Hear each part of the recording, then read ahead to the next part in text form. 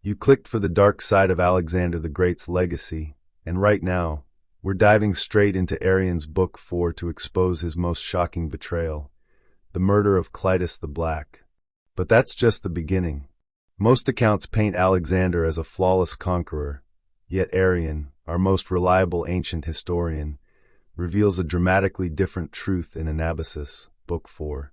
As Alexander pushed deeper into Central Asia, something fundamentally shifted. We'll uncover the events that twisted his ambition into paranoia and ruthlessness, leading to not just one, but a series of dark acts that irrevocably stained his legacy. What drove this transformation? And how did it reshape the future of his empire? This isn't just history, it's a gripping dive into power, betrayal, and the unraveling of a legend. If you want to truly understand Alexander, beyond the myths, you're in the right place. Don't forget to like, comment with your thoughts, and subscribe for more untold ancient history. The Anabasis of Alexander, Book 4. Chapter 1. Sogdian Revolt and Initial Campaigns. A few days later, envoys arrived from the Obian Scythians, a nation praised by Homer as the justest of men. This independent Asian nation maintained its freedom largely due to its modest means and strong sense of justice. Envoys also came from the European Scythians, the largest nation on that continent. Alexander sent some of his companions with them. The stated purpose was to forge a friendly alliance, but the true objective was to gather intelligence, to learn about the Scythian landscape, their population, customs, and military capabilities. Alexander planned to found a city near the Tanais River, to be named after himself. The site seemed ideal for a large and thriving city. He envisioned it as a strategic base for a potential invasion of Scythia and a bulwark against barbarian incursions from across the river. He believed the city would flourish, both from the influx of colonists and the prestige of its name.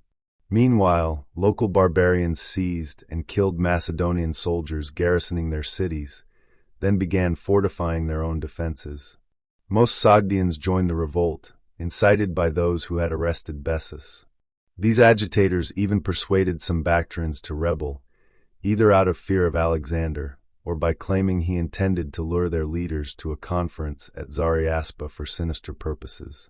Upon hearing this, Alexander ordered his infantry companies to prepare their ladders. He then marched from his camp to the nearest city, Gaza, one of 7 where the barbarians had sought refuge. He dispatched Clitus to Syropolis, the largest city, and the main gathering point for the barbarians. Clitus was instructed to encamp nearby, dig a trench, erect a stockade, and assemble siege engines.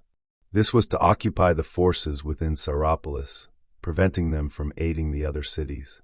Upon reaching Gaza, Alexander immediately signaled his men to assault the city walls with ladders. The earth walls were low and quickly scaled. Simultaneously, slingers, archers, and javelin throwers, supported by siege engines, rained down missiles, clearing the walls of defenders. The Macedonians quickly placed their ladders and mounted the walls.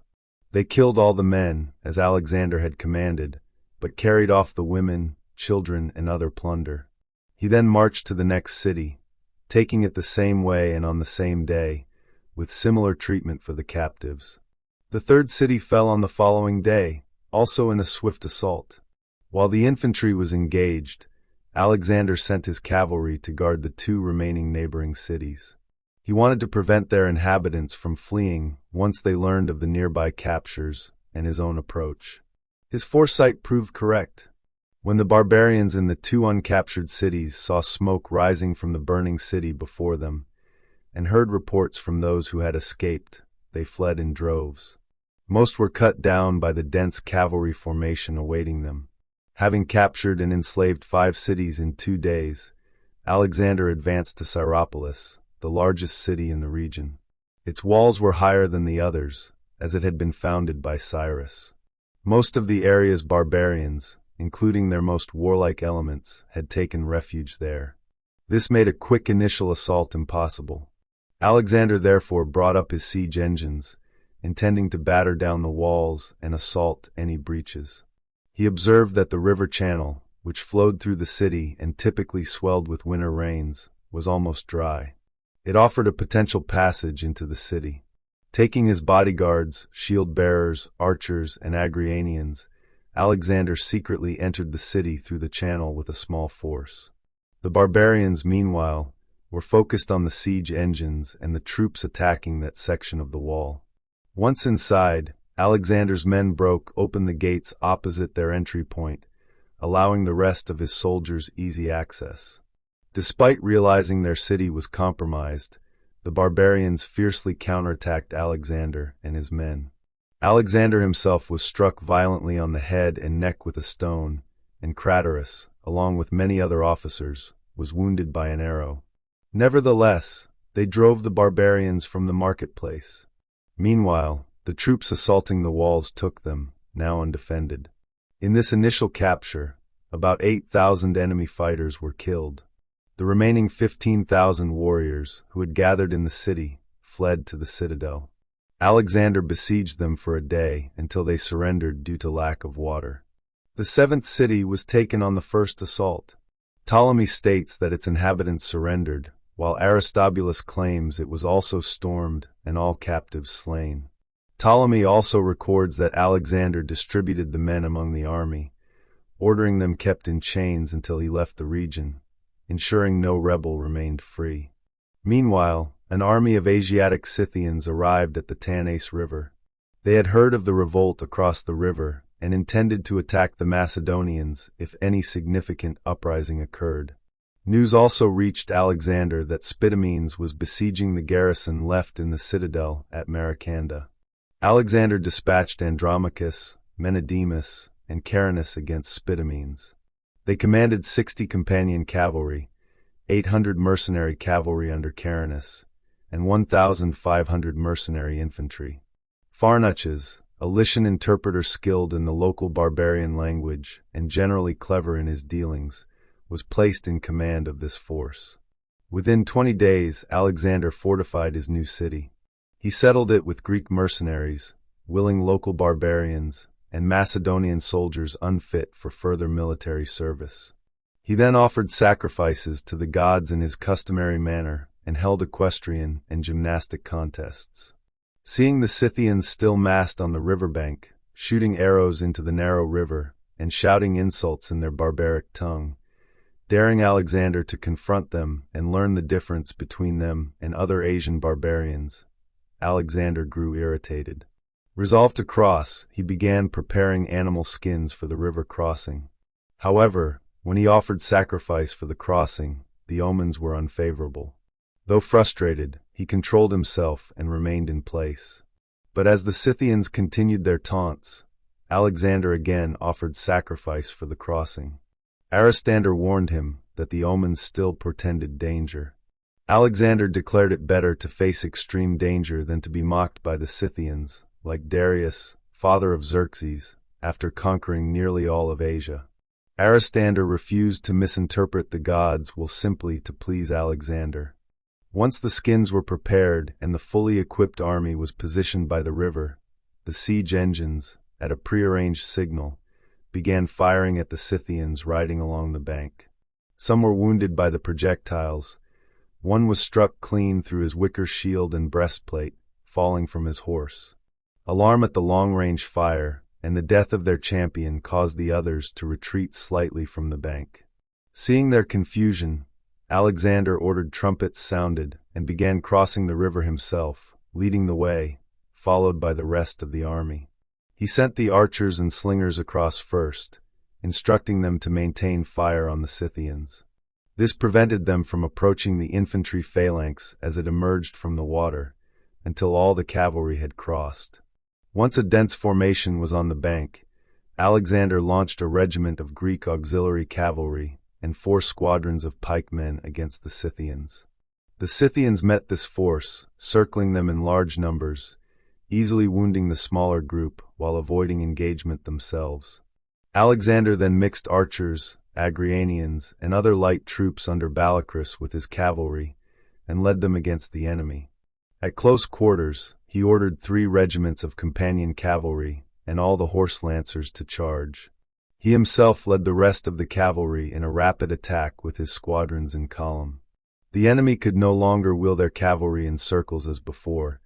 Cavalry and light infantry, mixed with horsemen, pressed them simultaneously, denying them safe maneuvering. The Scythians' flight was now evident. 1,000 of them fell, including Satraces, one of their chiefs. 150 were captured. However, the intense and exhausting pursuit in the extreme heat caused the entire army to suffer from thirst. Alexander himself drank what little water was available, which was bad. He was seized with incessant diarrhea. For this reason, he could not pursue all the Scythians. Otherwise, it is believed they would all have perished in the flight if Alexander had not fallen ill. He was carried back to camp in extreme danger, fulfilling Aristander's prophecy. Chapter 2. Macedonian Struggles and Spitamenes' Revolt. Soon after this, envoys arrived from the Scythian king, apologizing for recent actions. They claimed these acts were not sanctioned by the Scythian state, but committed by rogue freebooters. They also assured Alexander of their king's obedience. Alexander responded courteously, distrusting them would necessitate a military campaign, which was not convenient at the time. At Maracanda, the Macedonian garrison in the citadel repelled an assault by Spitamenes and his followers. They killed some of the enemy and forced the rest to retreat, suffering no losses themselves. However, upon learning that Alexander's reinforcements were approaching Maracanda, Spitamenes lifted the siege and withdrew to the capital of Sogdiana. Pharnaces and his generals, eager to completely drive him out, pursued him towards the Sogdianian border. Without proper consideration, they jointly attacked the nomad Scythians. Spitamenes, reinforced by 600 Scythian horsemen, felt emboldened by this alliance. He decided to confront the advancing Macedonians. Positioning his men on level ground near the Scythian desert, he chose neither to wait for the enemy nor to attack directly. Instead, he rode in circles, firing arrows at the infantry phalanx. When Pharnaces' forces charged, the Scythians easily escaped, their horses swifter and more vigorous. The horses of Andromachus's cavalry, however, were fatigued by constant marching and lack of fodder. The Scythians pressed their attack relentlessly, whether the Macedonians halted or retreated. Many Macedonians were wounded by arrows, and some were killed. They then formed a square and moved towards the Polytimetus River, hoping a nearby woody glen would offer cover from arrows and allow their infantry to be more effective. But Carinus, the cavalry commander, without consulting Andromachus, attempted to cross the river to secure his cavalry on the other side. The infantry followed without orders, descending the steep banks in a panicked, undisciplined rush. Observing the Macedonians' error, the barbarians charged into the river at various points. Some seized and held those who had already crossed. Others positioned themselves in front of those crossing, pushing them into the river. More shot arrows from the flanks, while others pressed those just entering the water. Trapped on all sides, the Macedonians sought refuge on a small island in the river. There, surrounded by Scythians and Spitamenes' cavalry, they were all killed by arrows, save a few who were enslaved, though these too were later killed. Aristobulus, however, claims most of this army was destroyed in an ambush. He states the Scythians hid in a park and attacked the Macedonians from concealment. This occurred as Pharnaces was attempting to resign command to the Macedonian officers, arguing his lack of military skill, and that Alexander had sent him to gain barbarian favor, not to lead battles. He also pointed out that the Macedonian officers present were the king's companions. But Andromachus, Menedemus, and Carinus declined supreme command. They felt it was wrong to alter Alexander's instructions on their own authority, and in such a dangerous crisis, they were unwilling to share blame or collective failure in the event of defeat. Amidst this confusion and disorder, the barbarians attacked, cutting them all down. No more than 40 horsemen and 300 foot soldiers survived. When Alexander received this news, he was deeply saddened by the loss of his soldiers and resolved to march swiftly against Spitamenes and his barbarian allies. He took half of the companion cavalry, all the shield-bearing guards, archers, Agrianians, and the lightest men of the phalanx. He headed towards Maracanda, having learned that Spitamenes had returned and was again besieging the citadel. Traveling 1,500 stades in 3 days, Alexander approached the city at dawn on the 4th day. But upon hearing of Alexander's arrival, Spitamenes abandoned the city and fled. Alexander pursued him closely. Arriving at the battle site, he buried his soldiers as best as circumstances allowed, then followed the fugitives into the desert. Returning from there, he laid waste to the land and killed barbarians who had sought refuge in fortified places, as they were reported to have participated in the attack on the Macedonians. He traversed the entire region watered by the Polytimetus River. Beyond where this river's water disappears, the country becomes desert. Despite abundant water, it sinks into the sand. Other large, perennial rivers in the region, such as the Apartus, flowing through the Mardian land, the Arius, which names the country of the Arrians, and the Etymander, flowing through the territory of the Euergeti, similarly vanish. All these rivers are significant, none smaller than the Thessalian Peneus, which flows through Tempe to the sea. The Polytimetus is far too large to be compared with the Peneus. Another embassy arrived from the European Scythians, accompanying Alexander's previously dispatched envoys. The king who had been ruling when Alexander sent his first envoys had died, and his brother now reigned. The embassy declared the Scythians' willingness to obey Alexander's commands and brought valuable gifts from their new king. They offered his daughter in marriage to Alexander, to affirm their friendship and alliance. If Alexander declined a Scythian princess, the king was willing to offer the daughters of Scythian viceroys and other powerful men to Alexander's most loyal officers. He also offered to come in person if summoned, to hear Alexander's orders directly. At this time, Pharasmanes, king of the Chorasmians, also arrived with 1,500 horsemen. He claimed to dwell on the borders of the Colchians and the Amazons. He promised to guide Alexander through the mountains and supply his army with provisions if Alexander wished to subjugate these nations, whose territories extended to the Euxine Sea. Alexander gave a courteous and pragmatic reply to the Scythian envoys, but stated he had no need of a Scythian wedding. He commended Pharasmanes, forging a friendship and alliance with him. He explained that a campaign towards the Euxine Sea was not convenient at present.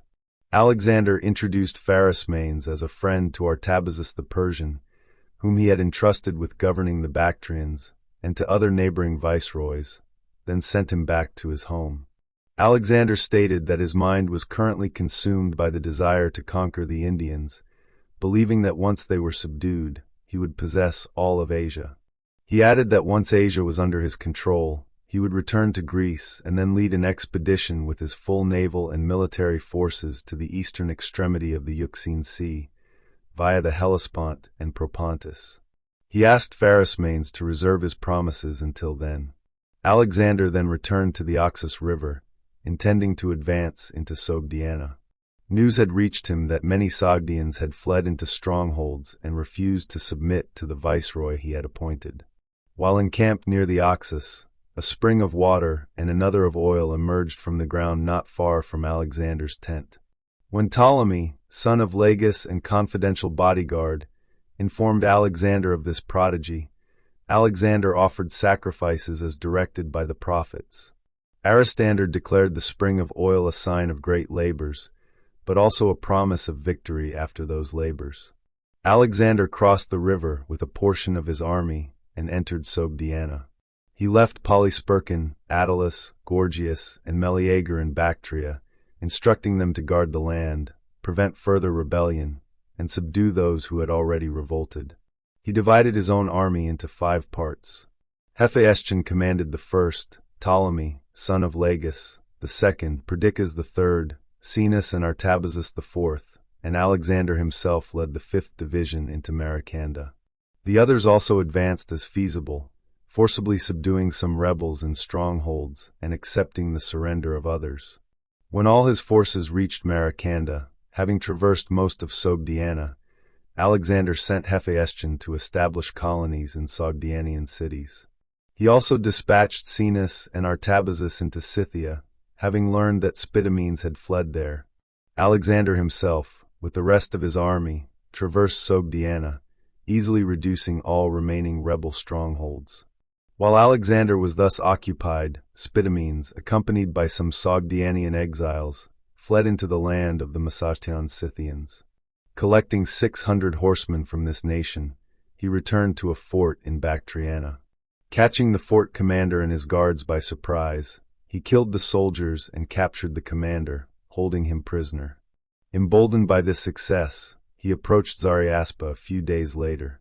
However, he decided not to attack the city, instead collecting a large quantity of booty before marching away. At Zariaspa, a few companion cavalrymen, who had been left behind due to illness, remained.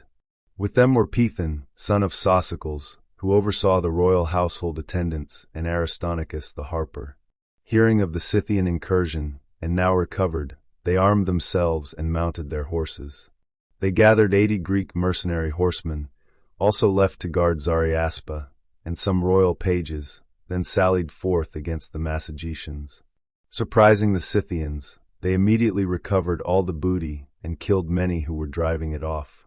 However, lacking unified command, they returned in disarray. Drawn into an ambush by Spitamenes and other Scythians, they lost 7 companions and 60 mercenary cavalrymen. Aristarchus the harper, proving himself unexpectedly brave, was also slain. Pethan, wounded, was taken prisoner by the Scythians. When news of this reached Clitus, he made a forced march against the Macedonians. Upon hearing of his approach, they fled as fast as they could towards the desert. Pursuing them closely, Clitus overtook these very men, along with over 1,000 other Macedonian horsemen, not far from the desert. A fierce battle ensued, in which the Macedonians were victorious. 150 Scythian horsemen were killed, but the rest easily escaped into the desert, as the Macedonians could not pursue them further. At this time Alexander, at his own request due to advanced age, relieved Artabazus of the viceroyalty of Bactria. Amyntas, son of Nicholas, was appointed in his stead. Caenus was left with his own brigade and Meleagers, 400 companion cavalry, all horse archers, and the Bactrians, Sogdians, and others under Amyntas's command.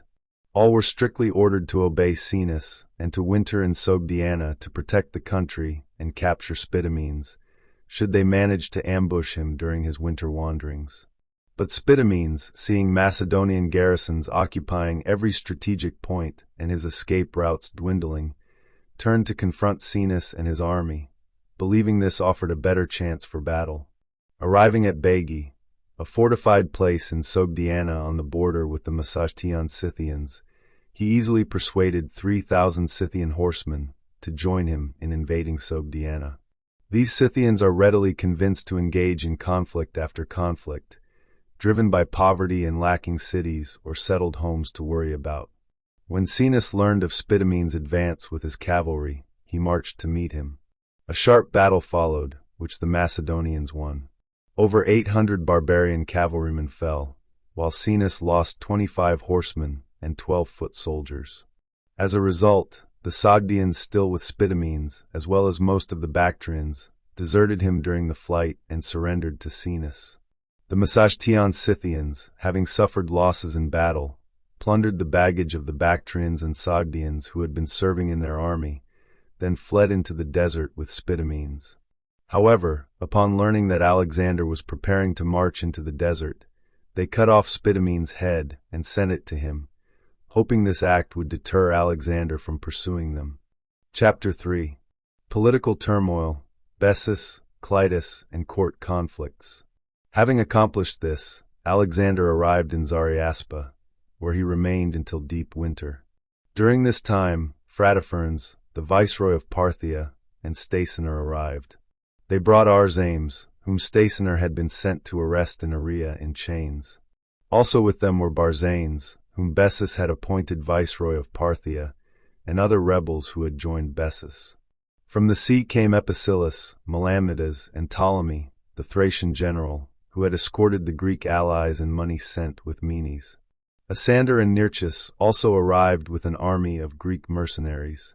Asclepiodorus, viceroy of Syria, and Menes, his deputy, also arrived from the sea with another army. Alexander then convened a meeting of those present and brought Bessus before them. He accused Bessus of betraying Darius, then ordered his nose and ears cut off. Bessus was to be taken to Ecbatana and executed there by the council of Medes and Persians. I do not endorse this extreme punishment. On the contrary, I consider mutilation a barbaric custom. I agree with those who suggest Alexander was swayed by a desire to emulate Median and Persian wealth and treat his subjects as inferiors, following foreign kings' customs.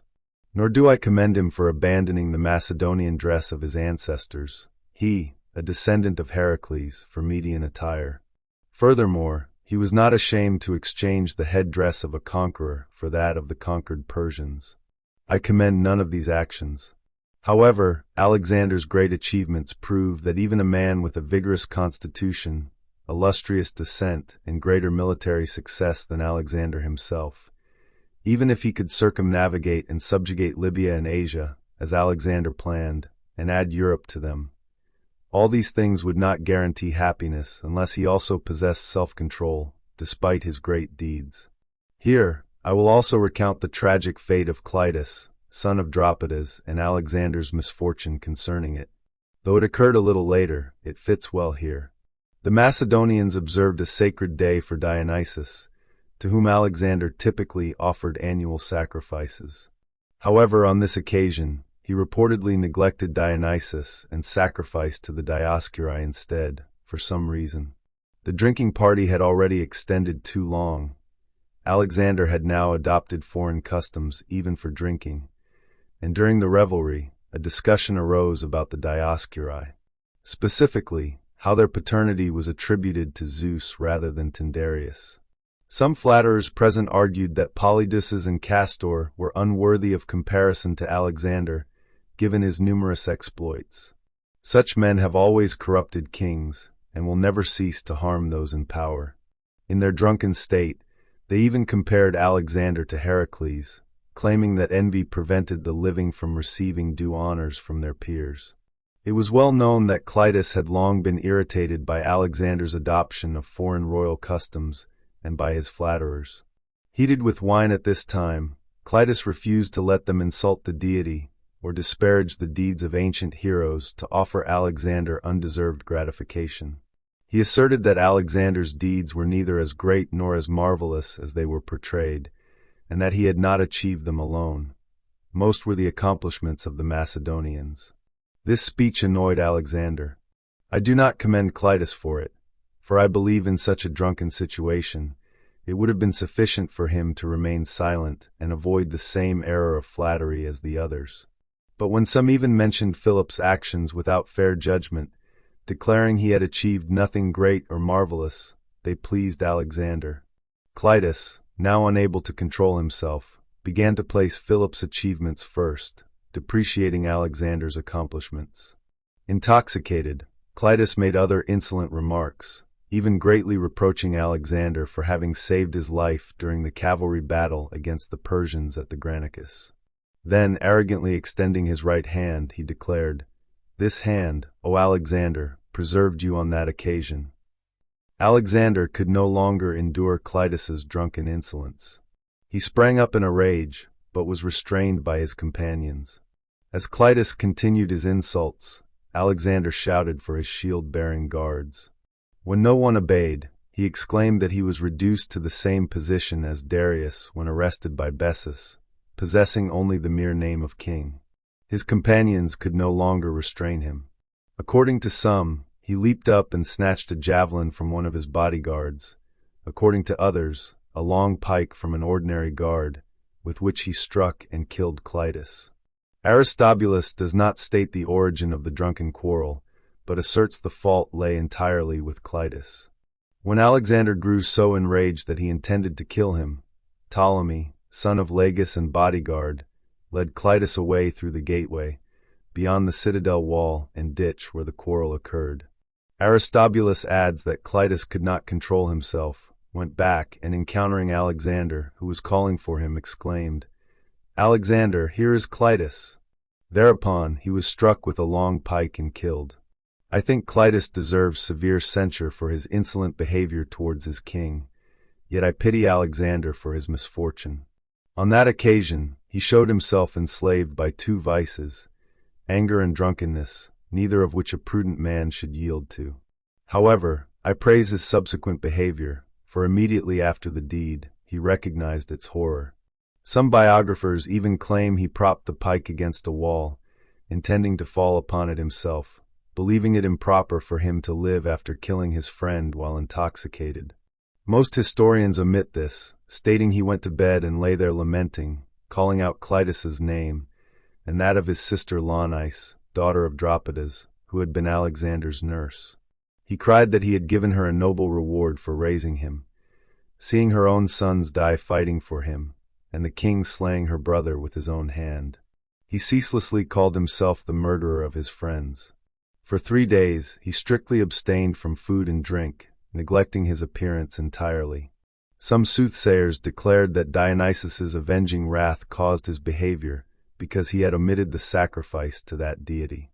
Finally, with great difficulty, his companions persuaded him to eat and attend to his person. He then offered the due sacrifice to Dionysus, willing to attribute the tragedy to divine wrath rather than his own depravity. I think Alexander deserves great praise for this. He did not stubbornly persist in evil, nor worse, defend the wrong he had done, but confessed his crime, acknowledging he was a man, not a god. Some say Anaxarchus the sophist was summoned to console Alexander. Finding him groaning, Anaxarchus laughed, stating that Alexander did not know why wise men of old made justice an assessor of Zeus. Whatever Zeus did was justly done. Therefore, whatever the great king did should be deemed just, first by the king himself, then by others. They say these remarks greatly consoled Alexander. But I assert that Anaxarchus did Alexander great harm, greater than the distress he then felt, if he truly believed this to be the opinion of a wise man, that a king may act hastily and unjustly, and that whatever a king does must be deemed just, regardless of how it is done. There is also a current report that Alexander wished men to prostrate themselves before him as before a god, believing Ammon to be his father rather than Philip. He now showed his admiration for Persian and Median customs by changing his dress and altering his court's general etiquette. Some readily indulged his wishes to flatter him, among them Anaxarchus, a philosopher at his court, and Agis, an Argive epic poet. But it is said that Callisthenes the Olynthian, who had studied philosophy under Aristotle and possessed a somewhat blunt manner, disapproved of this conduct. In this regard, I completely agree with him. However, his following remark, if accurately recorded, I find improper. He declared that Alexander and his exploits depended on him and his historical account, and that he had not come to Alexander to gain reputation, but to make Alexander renowned among men. Consequently, Alexander's divine participation depended not on Olympias's false assertion about his birth, but on what Callisthenes might report to mankind in his history of the king. Some writers also say that Philotas once asked Callisthenes whom he thought most honored by the people of Athens. Callisthenes replied, Harmodius and Aristogiton, because they slew one of the two despots and ended despotism. Philotas then asked, if a man were to kill a despot today, to which Greek state would you wish him to flee for preservation? Callisthenes again replied, if not among others, at least among the Athenians in exile would find preservation, for they waged war on behalf of the sons of Heracles against Eurystheus, who then ruled Greece as a despot. The most accepted account of his resistance to Alexander regarding the ceremony of prostration is as follows. An arrangement was made between Alexander and the Sophists, along with the most illustrious Persians and Medes in attendance, that this topic should be raised at a wine party. Anaxarchus began the discussion, stating he considered Alexander far more worthy of being deemed a god than either Dionysus or Heracles. This was not only due to his numerous and mighty exploits, but also because Dionysus was merely a Theban, unrelated to Macedonians, and Heracles was an Argive, also unrelated, except that Alexander traced his descent from him. He added that the Macedonians could more justly bestow divine honors on their king, for there was no doubt that upon his death they would honor him as a god. How much more just, then, to worship him alive than after death, when honor would be of no advantage to him. After Anaxarchus uttered these and similar remarks, those privy to the plan applauded his speech, and wished to begin the prostration ceremony at once. Most Macedonians, however, were vexed by the speech and remained silent. But Callisthenes interjected, "O Anaxarchus, I openly declare that there is no honor Alexander is unworthy to receive, provided it is consistent with his being human. But men have made many distinctions between honors due to men and those due to gods.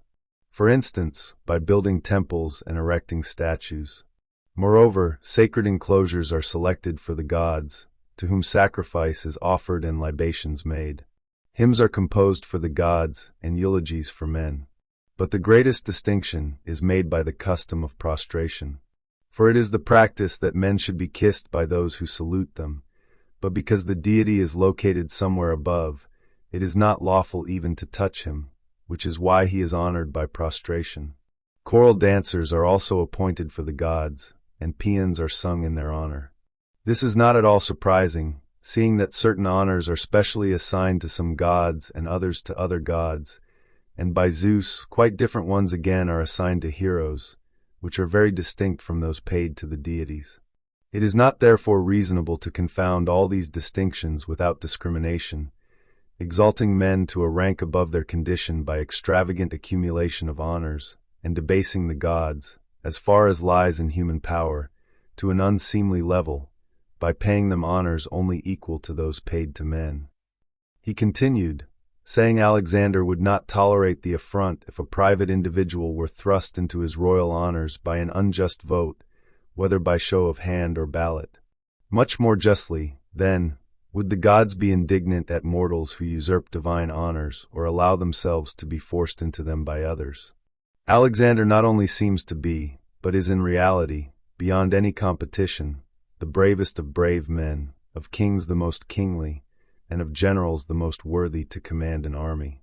O Anaxarchus, it was your duty, rather than any other man's, to become the special advocate of these arguments now adduced by me, and the opponent of those contrary to them, seeing that you associate with him for the purpose of imparting philosophy and instruction. Therefore, it was unseemly to begin this discussion, when you ought to have remembered that you are not associating with and giving advice to Cambyses or Xerxes, but to the son of Philip, who derives his origin from Heracles and Aeacus, whose ancestors came into Macedonia from Argos and have continued to rule the Macedonians, not by force but by law.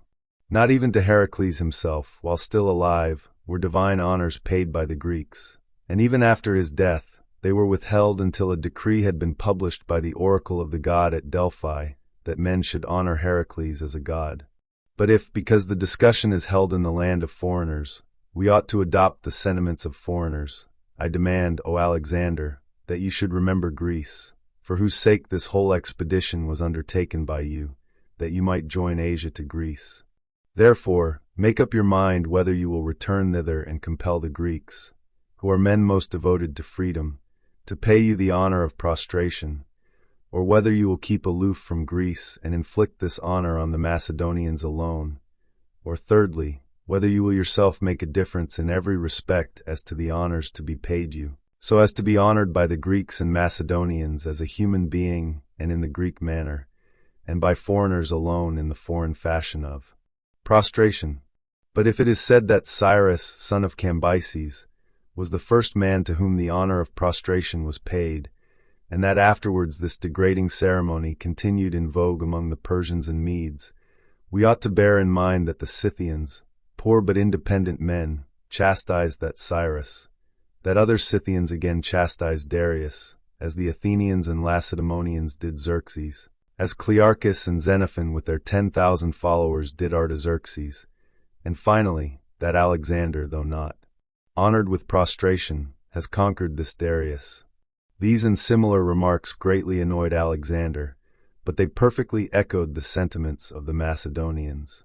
When the king realized this, he sent word to prevent the Macedonians from further mentioning the prostration ceremony.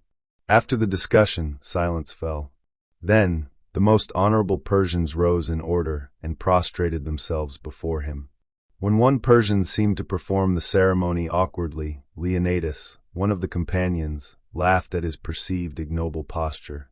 Alexander was angry with him at the time, but later reconciled. Another account states, Alexander drank a toast from a golden goblet to the circle of guests, handing it first to those with whom he had arranged the prostration ceremony. The first to drink rose, performed the prostration, and received a kiss from him.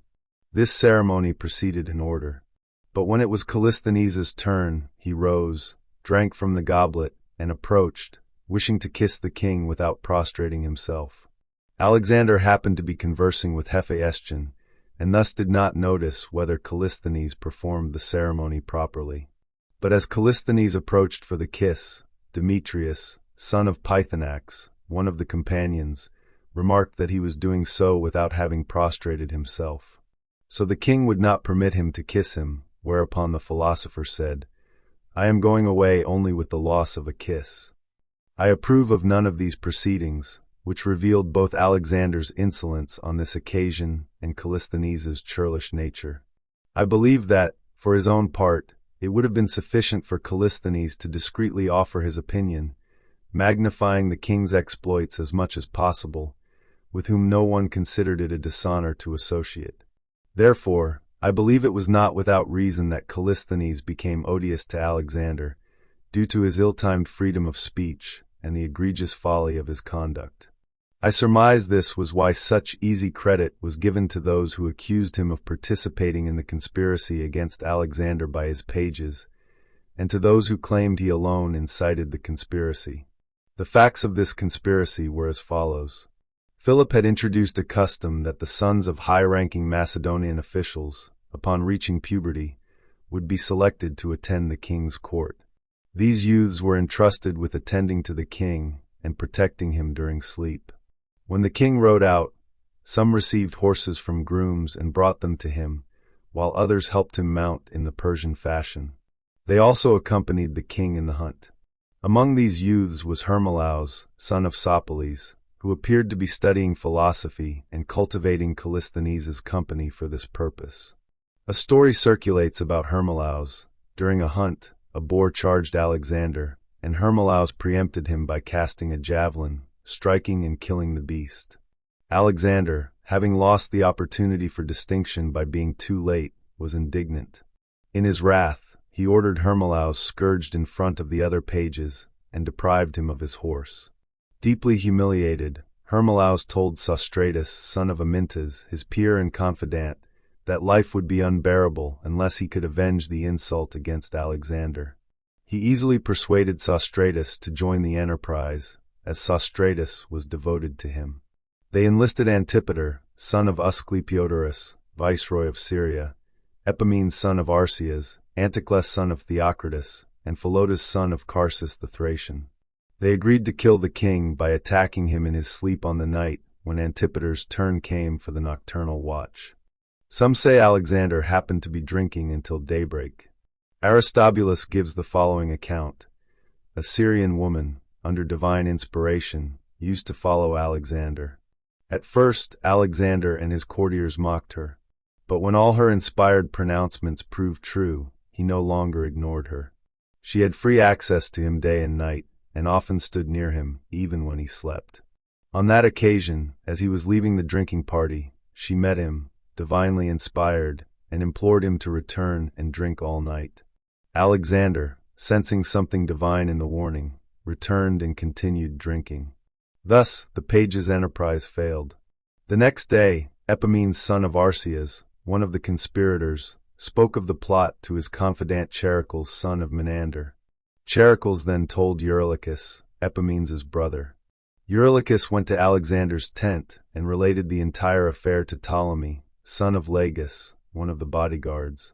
Ptolemy informed Alexander, who ordered the named individuals arrested. Under torture, they confessed their conspiracy and named others. Aristobulus and Ptolemy both state that the youths claimed Callisthenes instigated their daring attempt. Most writers, however, disagree. They suggest Alexander readily believed the worst about Callisthenes due to his existing animosity and Hermolaus's known intimacy with him. Some authors also record that Hermolaus was brought before the Macedonians, to whom he confessed to plotting against the king's life because it was no longer possible for a free man to bear Alexander's insolent tyranny. He recounted all Alexander's despotic acts, the illegal execution of Philotas, the even more illegal execution of his father Parmenio, and others killed at that time, the drunken murder of Clitus, his adoption of Median garb, the planned but unabandoned introduction of prostration, and his addiction to drinking bouts and the lethargic sleep they caused. He claimed that, no longer able to endure these things, he wished to free both himself and the other Macedonians. These same authors say Hermolaus and his arrested co-conspirators were stoned to death by those present. Aristobulus says Callisthenes was carried with the army in fetters and later died naturally. Ptolemy, son of Lagus, says he was tortured and then hanged. Thus, even these highly trustworthy authors, intimately associated with Alexander at the time, provide inconsistent accounts of such well-known events, whose circumstances could not have escaped their notice. Other writers have offered many conflicting details of these same proceedings. I believe I have written quite enough on this subject. Though these events occurred shortly after Clitus's death, I have described them alongside events related to that general because, for narrative purposes, I consider them very intimately connected. Chapter 4. Capture of Sogdian Fortress and Marriage Alliance. Meanwhile, Caenus returned to Alexander at Nautaca, as did Craterus, Phratophorns, the viceroy of the Parthians, and Stacenor, the viceroy of the Arians. All had successfully carried out Alexander's orders. The king then allowed his army to rest around Nautaca, as it was midwinter. However, he dispatched Phratophorns to the land of the Mardians and Tepurians to summon Autophrodates, the viceroy, who had repeatedly ignored his calls. Stacenor was sent to the Drangians and Atropates to Media, appointed as viceroy, replacing Oxidates, who seemed disloyal. Spitamenes was sent to Babylon upon news of the death of Mazias, the Babylonian governor. Sopoles, Epicillus, and Menidas were sent to Macedonia to bring up the army from that country. At the first sign of spring, Alexander advanced toward a rock in Sogdiana. He had learned that many Sogdians had fled there for refuge, including the wife and daughters of Oxyartes the Bactrian, who had placed them there for safety, believing it impregnable. Oxyartes himself had also revolted from Alexander. If this rock could be captured, it seemed nothing would be left to those Sogdians who wished to rebel. When Alexander approached, he found the rock entirely steep and unassailable. The defenders had gathered provisions for a long siege. The heavy snowfall made the approach difficult for the Macedonians, but also provided the defenders with ample water. Despite these challenges, Alexander resolved to assault the place. The barbarians' arrogant boasts had fueled his determination. When offered terms of surrender, that they could withdraw safely if they gave up the stronghold, they laughed. In their native tongue, they told Alexander to find winged soldiers to capture the mountain for him, as they feared no other men. Alexander then announced a reward, 12 talents for the first man to reach the top, a second prize for the next, and so on, down to 300 derricks for the last prize taker. This proclamation further spurred the Macedonians' already eager resolve.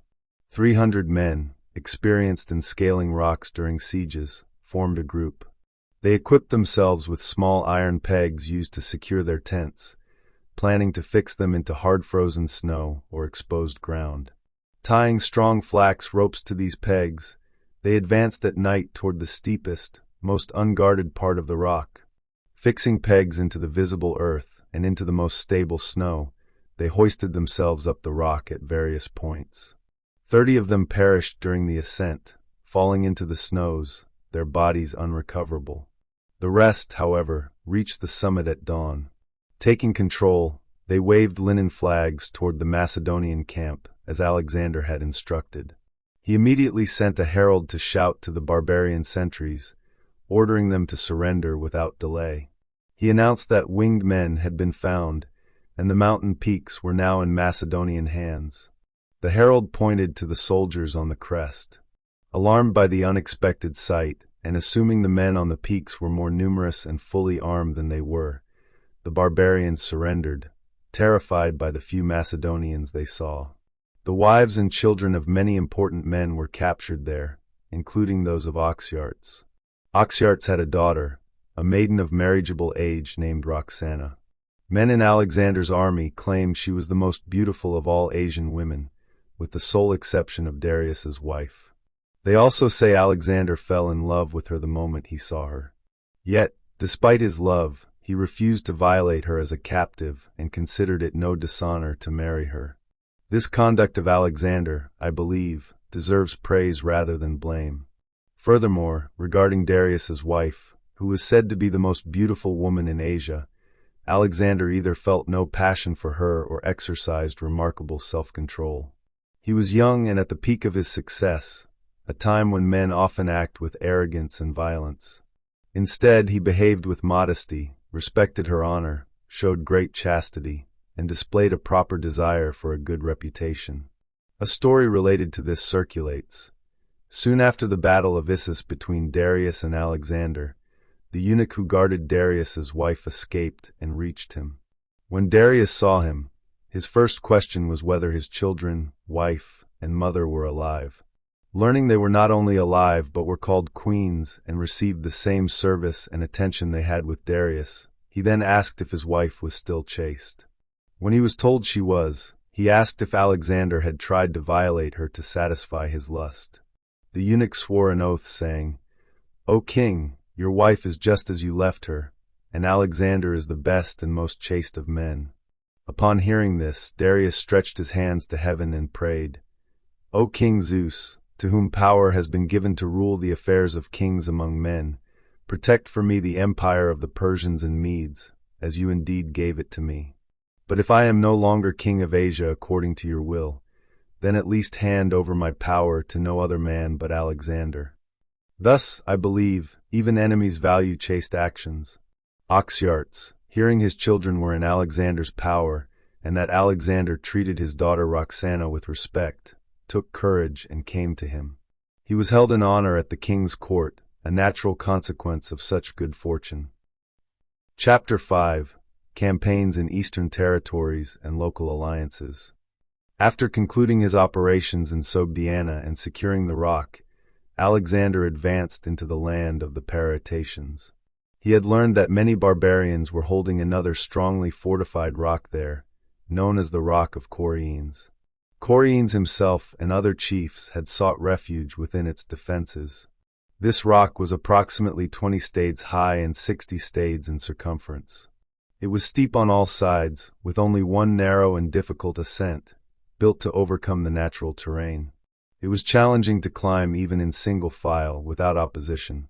A deep ravine encircled the rock, meaning any attacking army would first need to construct an earthen causeway over this chasm to approach the assault from level ground. Despite these obstacles, Alexander undertook the enterprise. His string of successes had made him so audacious that he believed every place was accessible and conquerable. He ordered the abundant and tall pines surrounding the mountain to be cut down and fashioned into ladders. These would allow his soldiers to descend into the ravine, which was otherwise impossible. During the day, Alexander personally supervised the work with half his army. At night, his trusted bodyguards, Perdiccas, Leonidas, and Ptolemy, son of Lagus, took turns with the other half of the army, divided into 3 shifts. They managed to complete no more than 20 cubits in a day and slightly less at night, despite the entire army's efforts. Such was the difficulty of the terrain and the arduousness of the labor. Descending into the ravine, they fastened pegs into its sharpest and narrowest parts, spaced to support the weight of what they placed upon them. Over these pegs, they laid hurdles made of willow and osiers, forming a bridge-like structure. Binding these together, they piled earth on top to create a level approach to the rock for the army. Initially, the barbarians scoffed, convinced the attempt was futile. But when arrows began to reach the rock, and they found themselves unable to drive back the Macedonians, who had built protective screens to shield themselves while working, Corienes grew alarmed. He sent a herald to Alexander, pleading for oxyarts to be sent up to him. Alexander agreed, and oxyarts ascended, persuading Coriines to surrender himself and the stronghold. He argued that Alexander and his army could storm anything, and drawing on his own experience, highly praised the king's honor and justice, citing other examples as well.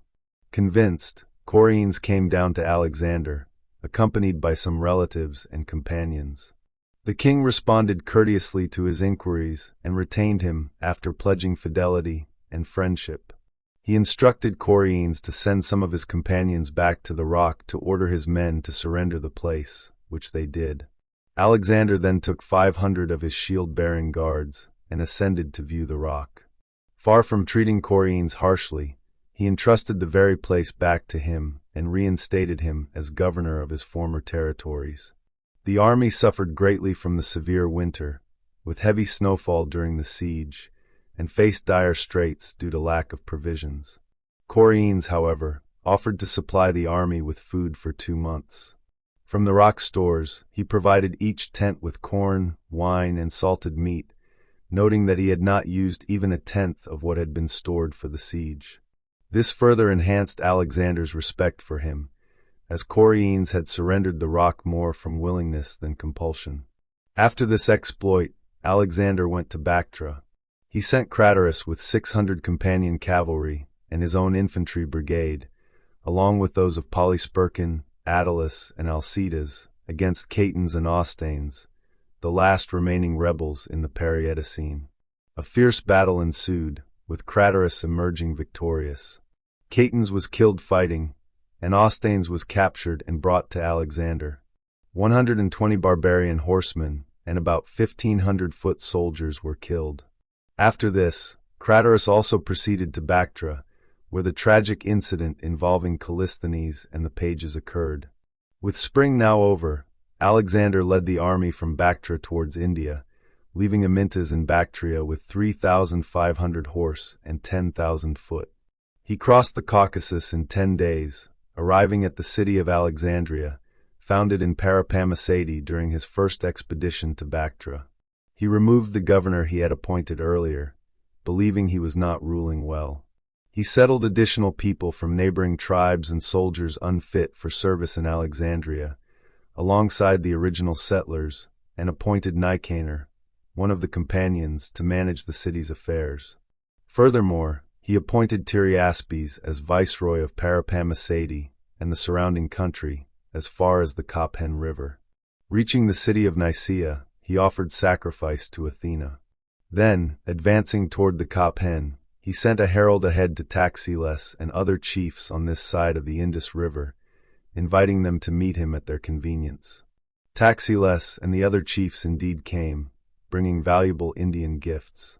They also offered to present him with their 25 elephants. There, Alexander divided his army. He sent Hephaestion and Perdiccas into Pusillanimous, toward the Indus River, with the brigades of Gorgias, Clitus, and Meleager, half of the companion cavalry, and all the Grecian mercenary cavalry. Their orders were to either capture places by force or secure their surrender, and upon reaching the Indus, to prepare for the army's crossing. Taxiles and the other chiefs marched with them. They carried out all of Alexander's orders upon reaching the Industry. However, Astes, the ruler of Pusillanimous, revolted, leading to his own ruin and that of the city where he sought refuge. Hephaestion captured it after a 30-day siege, and Astes himself was killed. Sangias, who had previously defected from Astes to Taxiles, was appointed to govern the city, his desertion serving as a pledge of his loyalty to Alexander. Alexander then took command of the shield-bearing guards, the companion cavalry, excluding those with Hephaestion's division, the foot companions, archers, Agrianians, and horse lancers. He advanced with them into the lands of the Aspasians, Gurians, and Assassinians. Marching along a mountainous and rough road beside the Chos River, which he crossed with difficulty, he ordered the main body of his infantry to follow at their leisure. He himself took all the cavalry and 800 Macedonian infantry, mounted on horses with their shields, and made a forced march. He had learned that the local barbarians had fled for safety into the mountains and their strongest cities. Assaulting the first city on his route, he swiftly routed the defenders drawn up in front, trapping them inside. He himself was wounded by a dart that pierced his breastplate and entered his shoulder, though the wound was slight as the breastplate prevented full penetration. Leonidas and Ptolemy, son of Lagus, were also wounded. He then camped near the city where the wall appeared most vulnerable. At dawn the next day, the Macedonians easily breached the poorly constructed first wall. The city had been surrounded by a double wall. The barbarians briefly held their ground at the second wall, but as scaling ladders were fixed and defenders were wounded by darts from all sides, they broke ranks and rushed through the gates towards the mountains. Some were killed in flight, and the enraged Macedonians, angered by Alexander's wound, killed all prisoners. Most, however, escaped into the nearby mountains. After leveling this city, he marched to another, Autica, which he captured by capitulation. He left Craterus there with other infantry commanders to capture any remaining defiant cities and to organize the region's affairs as he saw fit. Alexander then took command of the shield-bearing guards, archers, Agrianians, the brigades of Caenus and Attalus, the royal bodyguard cavalry, about 4 regiments of other companion cavalry, and half of the horse archers. He advanced toward the Euaspla River, where the chieftain of the Vespasians was located. After a long journey, he arrived at the city on the second day. When the barbarians learned of his approach, they set fire to the city and fled to the mountains. Alexander pursued the fugitives closely into the mountains, killing many before they could reach difficult terrain. Ptolemy, son of Lagus, spotted the Indian leader on a hill, surrounded by some of his shield-bearing guards. Though Ptolemy had far fewer men, he continued his pursuit on horseback. As the hill was too steep for his horse, he dismounted, entrusting his horse to a shield-bearing guard, and continued on foot without delay. When the Indian saw Ptolemy approaching, he turned, as did his guards. At close quarters, the Indian struck Ptolemy in the chest with a long spear, piercing his breastplate, but the armor absorbed the force of the blow. Ptolemy then struck through the Indian's thigh, unhorsing him and stripping him of his arms. When the Indian's men saw their leader dead, they no longer stood their ground. However, the men on the mountains, seeing their chieftain's corpse being carried off by the enemy, were enraged. They rushed down the hill, engaging in a desperate conflict over the body. Alexander himself was now on the hill with the dismounted infantry. These Macedonians attacked the Indians, driving them back to the mountains after a hard struggle, and secured the corpse. Then, crossing the mountains, Alexander descended to a city called Rhegium, finding it burned by its inhabitants who had then fled. Craterus and his army rejoined him there, having fulfilled all the king's orders. Because Rhegium seemed to be well situated, Alexander directed Craterus to fortify it thoroughly and settle willing neighboring people and any soldiers unfit for service there. Alexander then advanced to where he heard most of the district's barbarians had fled for refuge. Reaching a mountain, he camped at its base. Meanwhile, Ptolemy, son of Lagus, sent by Alexander on a foraging mission, scouted a considerable distance with a few men. He reported back that he had observed many more fires in the barbarian camp than in Alexander's. Alexander initially doubted the sheer number of enemy fires. However, discovering that the local barbarians had indeed united their forces, he left part of his army camped near the mountain. Taking what seemed a sufficient number of men based on the reports, as soon as they could clearly see the enemy fires, he divided his army into 3 parts. Leonidas, the trusted bodyguard, commanded one part, combining the brigades of Attalus and Balacrus with his own. Ptolemy, son of Lagus, led the 2nd division, which included a third of the royal shield-bearing guards, the brigades of Philip and Philotas, 2 regiments of horse archers, the Agrianians, and half of the cavalry. Alexander himself led the 3rd division toward the area where most of the barbarians were visible. Chapter 6: Siege Warfare and Conquest in the Region. When the enemy, occupying the commanding heights, saw the Macedonians approaching, they descended into the plain. They were emboldened by their superior numbers and despised the Macedonians, who appeared few. A sharp contest ensued, but Alexander won with ease. Ptolemy's men did not engage on level ground, as the barbarians held a hill. So, Ptolemy formed his battalions into a column and led them to the hill's most accessible point. He avoided completely surrounding it, leaving an escape route for the barbarians if they chose to flee. A fierce battle also took place here, due to both the difficult terrain and the fact that these Indians were stronger than other local barbarians. These defenders were also driven from the mountain by the Macedonians. Leonidas, with the 3rd Division, achieved a similar victory, defeating those opposing them. Ptolemy claims that over 40,000 men were captured, along with 230,000 oxen. Alexander selected the finest oxen, admiring their beauty and size, intending to send them to Macedonia for tilling the soil. From there, Alexander marched toward the land of the Assassinians, having received intelligence that they were prepared to fight him with 20,000 cavalry, over 30,000 infantry, and 30 elephants. Craterus, having thoroughly fortified the city he was left to establish, brought its heavier armed men and military engines to Alexander, in case a siege became necessary. Alexander then led the companion cavalry, horse archers, the brigades of Caenus and Polysperchon, the Agrianians, light-armed troops, and archers against the Assassinians. Passing through the land of the Gurians, he with difficulty crossed the Gurius River, which named the land, due to its depth, swift current, and round, slippery stones. When the barbarians saw Alexander approaching, they dared not stand for a pitched battle. Instead, they dispersed to their various cities, determined to defend them fiercely. First, Alexander led his forces against Massaga, the largest city in the region. As he approached the walls, the barbarians, bolstered by 7,000 mercenaries from more distant Indian tribes, charged the Macedonians as they pitched camp. Alexander, wanting to draw them further from their walls so they couldn't easily retreat into the city if routed, ordered his Macedonians to turn and withdraw to a hill about 7 stades away from his chosen camp.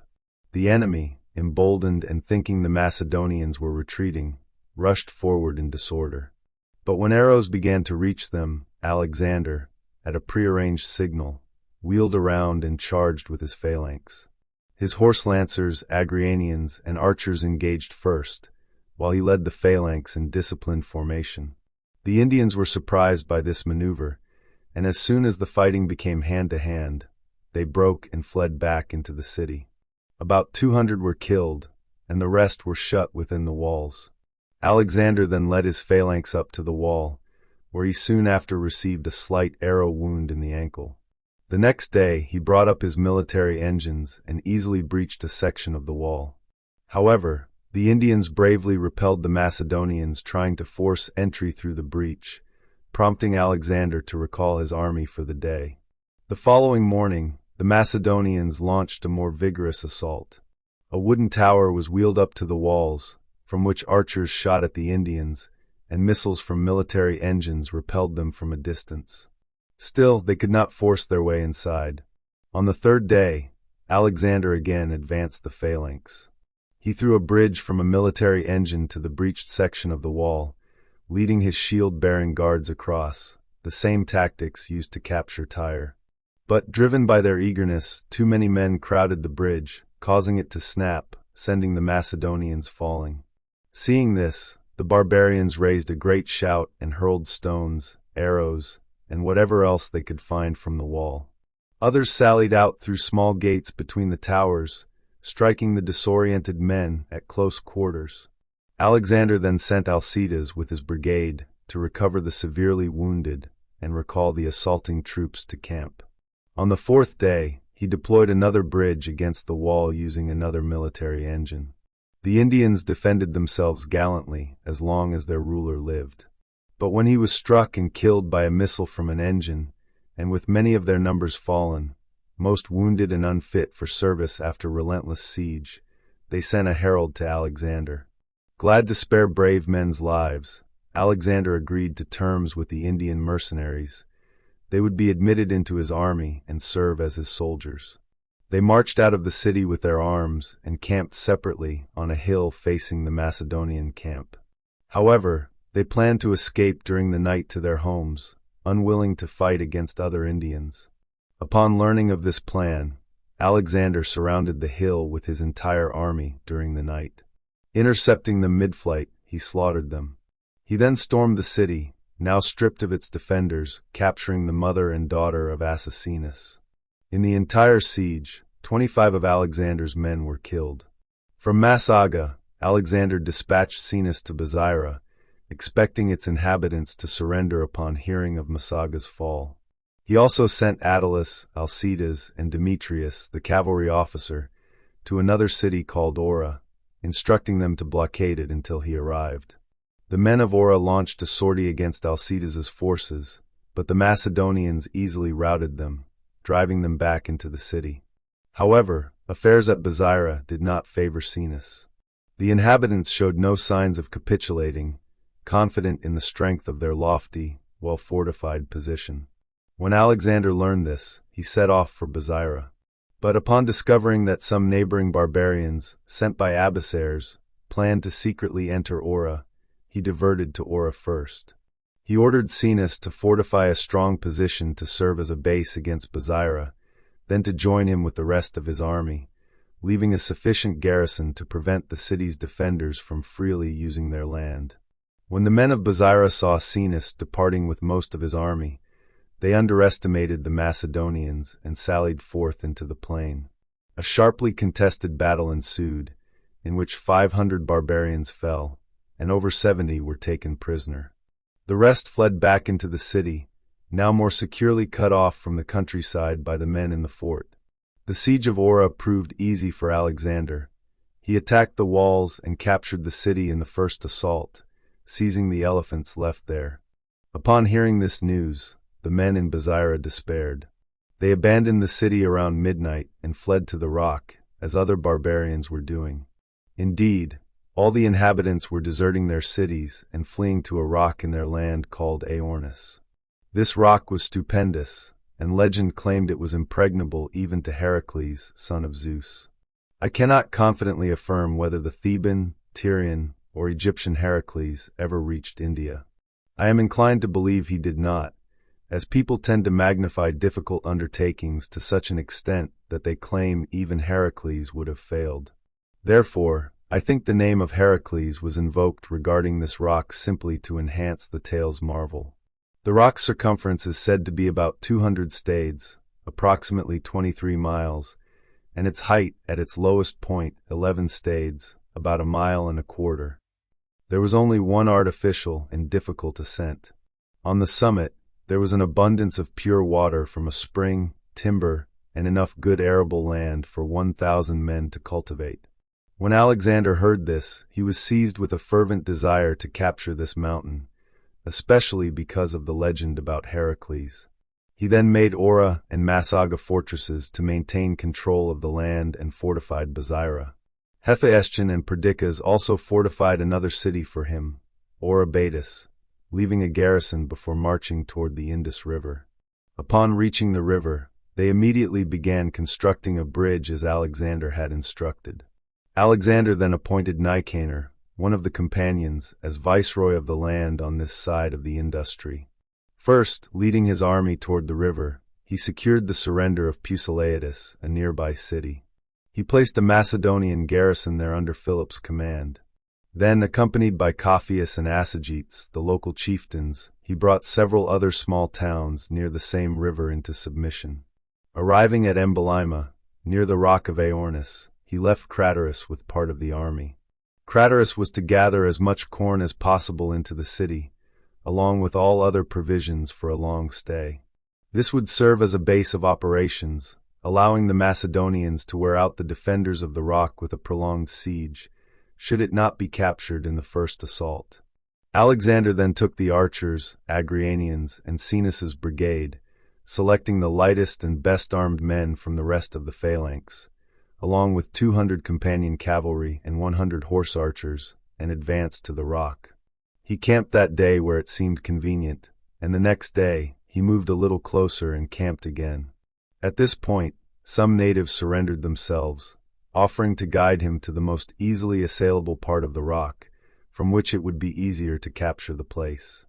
With these guides, he sent Ptolemy, son of Lagus, the trusted bodyguard, commanding the Agrianians, other light-armed troops, and picked men from the shield-bearing guards. Ptolemy's instructions were to secure the position with a strong guard and signal its capture. Ptolemy followed a rough and difficult path, occupying the position unnoticed by the barbarians. After fortifying his position with a stockade and ditch, he lit a beacon from the mountain, visible to Alexander. The flame was seen immediately, and the following day, the king advanced his army. However, the barbarians contested his progress, and the difficult terrain made further advance impossible. When the barbarians realized Alexander could not launch an assault, they turned and attacked Ptolemy. A fierce battle ensued between them and the Macedonians, with the Indians striving to demolish the stockade and Ptolemy fighting to hold his position. But the barbarians, getting the worst of the skirmish, withdrew as night fell. Alexander then selected a devoted and local Indian deserter and sent him by night to Ptolemy with a letter. It instructed Ptolemy that as soon as the king attacked the rock, Ptolemy was to descend upon the barbarians from the mountain, not merely holding his position. This way the Indians, assailed from both sides, would be perplexed. Accordingly, at daybreak, Alexander led his army up the path Ptolemy had secretly ascended. He believed that if he could force his way in this direction and join forces with Ptolemy, the task would no longer be difficult, and so it proved. A sharp battle continued between the Indians and Macedonians until midday, the latter striving to force an approach, the former hurling missiles as they ascended. But the Macedonians did not relent, advancing one after another, resting until comrades caught up. After great exertion, they gained possession of the pass early in the afternoon and joined with Ptolemy's forces. With the entire army united, Alexander then led it toward the rock itself, though the approach remained impracticable. Such were the results of that day's labors. At dawn, Alexander ordered each soldier to cut 100 stakes. Once this was done, he had a massive mound built against the rock, starting from the top of the hill where they had camped. From this mound, he believed arrows and missiles from military engines could reach the rock's defenders. Everyone in the army helped with this work, while Alexander himself supervised, not only commending those who worked zealously, but also chastising the dilatory in this urgent situation. On the first day, his army constructed a mound a stadia in length. The next day, slingers from the completed section shot at the Indians, aided by missiles from military engines, repelling their sallies against the builders. Alexander continued the work for 3 days without intermission. On the fourth day, a few Macedonians forced their way onto a small eminence that was level with the rock. Without resting, Alexander pressed on with the mound, eager to connect his artificial rampart to the eminence now occupied by his men. But then, the Indians, alarmed by the Macedonians' incredible audacity in reaching the eminence and seeing the mound already connected to it, ceased their resistance. They sent a herald to Alexander, offering to surrender the rock if he would grant them a truce. However, their plan was to waste the day by continually delaying the truce's ratification and then scatter during the night, escaping one by one to their homes. When Alexander discovered their plan, he allowed them time to begin their retreat and remove the guards around the place. He remained quiet until they started their withdrawal. Then, taking 700 of his bodyguards and shield-bearing infantry, he was the first to scale the rock at the abandoned section.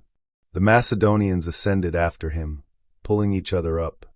At a concerted signal, these men turned on the retreating barbarians, killing many in their flight. Others, fleeing in panic, perished by leaping down precipices. Thus the rock, impregnable to Heracles, was occupied by Alexander. He offered sacrifice upon it and established a fort, entrusting the garrison's superintendence to Cyzicus. Cyzicus had long before deserted from the Indians to Bessus in Bactria and, after Alexander's conquest of Bactria, joined his army and proved eminently trustworthy. Alexander then left the rock and invaded the land of the Assassinians. He had learned that Assasinus's brother, with his elephants and many neighboring barbarians, had fled into the mountains in this district. Arriving at the city of Dirta, he found no inhabitants either in it or the adjacent land. The next day he sent out Nearchus and Antiochus, colonels of the shield-bearing guards, giving Nearchus command of the Agrianians and light-armed troops, and Antiochus command of his own regiments and 2 others. They were dispatched to reconnoiter the area and try to capture some barbarians to gather information about the country's general affairs, especially regarding the elephants. He then marched toward the Indus River, with the army advancing ahead to clear a path, as the area would otherwise have been impassable. Here he captured a few barbarians, from whom he learned that the local Indians had fled to Abyssares, but had left their elephants grazing near the Indus River. He ordered these men to guide him to the elephants. Many Indians were elephant hunters, and Alexander kept them in high honor, hunting elephants with them. 2 elephants perished in the chase, leaping down a precipice, but the rest were caught, ridden by drivers, and incorporated into the army. As he marched along the river, he discovered a wood with timber suitable for shipbuilding. The army cut it down, and ships were built for him. These were then brought down the Indus River to the bridge that Hephaestion and Perdiccas had long since constructed at his command.